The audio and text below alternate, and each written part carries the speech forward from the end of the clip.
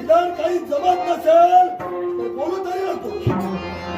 नुसतं काही काही बोलली आणि नंतर लागली भारायला. आपला परिचय पुणे म्हणतात मला. जय वत्सनगरीचा युवराज उदय घोष. वत्सनगरीचा युवराज उदय. मला सांगा, आम्हाला रोखण्याचा प्रयत्न का केला? याला कारण असहाय्य स्त्रीला सहाय्य करणं हे प्रत्येक वेळाचा आद्य कर्तव्य ठरतं. पण एका अवलंबून व्यभिचार अत्याचार करणाऱ्या व्यक्तीचं भक्तिरंता सोड. हे मी आपल्याला हातवाची कळकळीची विनंती करतो.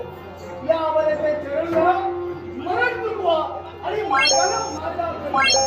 हे उदय, मी आपल्याला एक सांगू इच्छितो.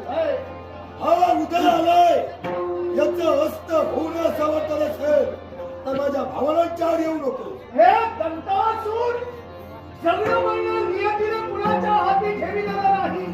जो जन्माला आला तो एक ना एक दिवस मरणारा नाही. पण मरावं कसं? मरावर बरी कीर्ती रूपी उडाले. मेल्यानंतर कुणीतरी म्हटलं पाहिजे होता होऊ न गेला. कारण कर्म हे प्रत्येकाला प्रगाळे आणि ते कर्म प्रत्येकाला चांगलं केलं पाहिजे. वाईट कर्म करून मृत्यूला प्रोत्साहन देऊ नको. काय केलं? अरे मेल्यानंतर जगाला मोठा म्हणण्यापेक्षा जिवंतपणी काय मिळविलं याला मी जास्त महत्व देतो.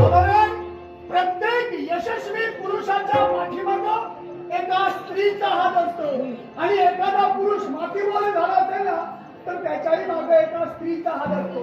आता तुला यशस्वी व्हायचं की मातीमोल व्हायचं? आम्ही सुद्धा हे उदय, आम्ही सुद्धा तेच आजमावत होतो. या स्त्रीचा हात हाती धरून आम्हाला यश संपादन होतं, यश येतं. स्त्री तत्वाला आजमावण्याचा प्रयत्न करत आहोत. कारण जिच्या हाती विश्वाची दोरी ती विश्व उद्धारी. पाण्याची दोरी जिने आपल्या हाती धरली ना तिने विश्व उद्धारले. म्हणून स्त्री नाद सोड आणि चालतो.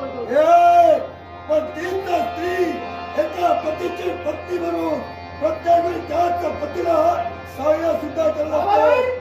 स्त्री प्रत्येकाला तीन नात्यानं मिळतं. भोजनेषु माता, कार्येषु भगिनी आणि शयनेषु भार्या. प्रत्येक पुरुषाला स्त्री तीन तत्वानं मिळते.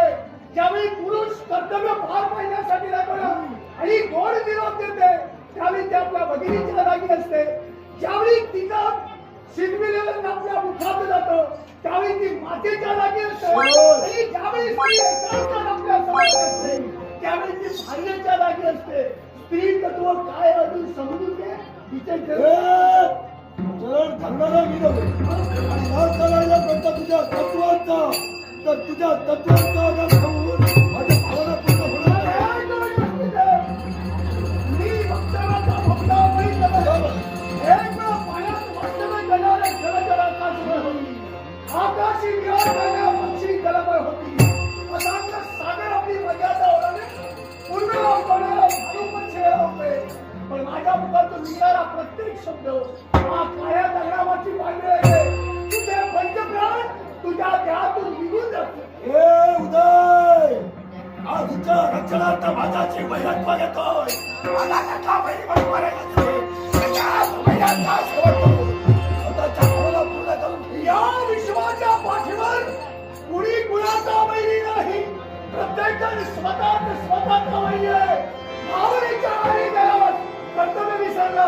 स्त्री रोमानी हौराचा पती स्वतःचा देह मातीमोल धरून तू पत्नीला फार जाऊची माझ्या